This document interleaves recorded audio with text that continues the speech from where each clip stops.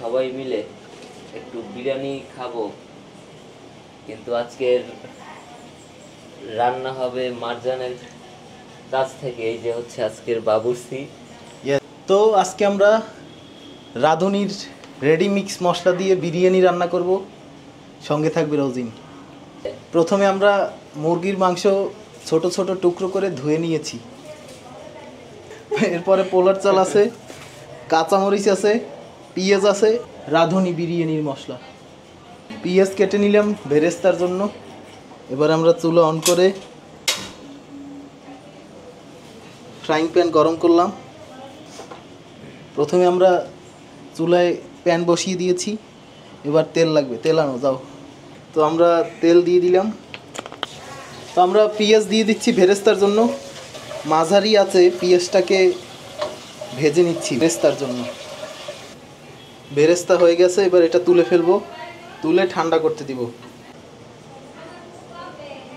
এবার এই গরম তেলেই আমরা দিয়ে দিব মাংস। একদম মাঝারি আছে আমরা ধুয়ে রাখা মাংস এইখানে দিয়ে দিলাম তেলে। মাংসটা একটু ভাজি করে নিব।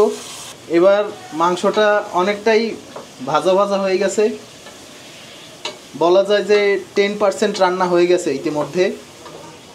তো আমরা এখন দিয়ে দিচ্ছি পেঁয়াজটা দিয়ে আরও কিছুক্ষণ নাড়বো। এবার দিয়ে দেব একটু রসুন বাটা,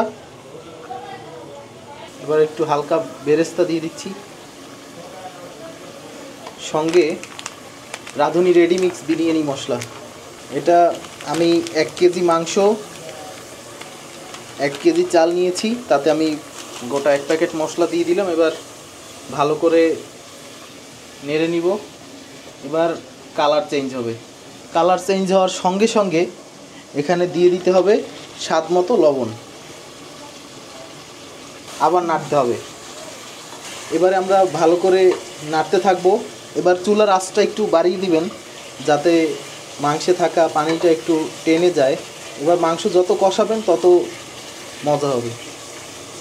এবার আমরা যখন দেখব তেলটা উপরে ভেসে উঠেছে, তখন দিয়ে দিব 1 গ্লাস পরিমাণ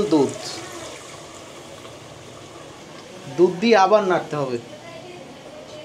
এবার কিন্তু এই মশলার যে রঙটা, সেটা শেডটা একটু পরিবর্তন হবে। এবার 4-5টা কাঁচামরিচ ভেঙে ভেঙে দিব।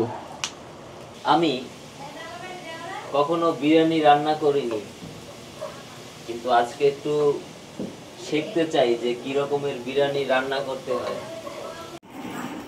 ব্যাস তৈরি হয়ে গেল আমাদের বিরিয়ানি। দেখা হবে পরবর্তী ভিডিওতে নতুন কোনো বিষয় নিয়ে। ততক্ষণ পর্যন্ত এনডি জার্নালের সঙ্গেই থাকুন।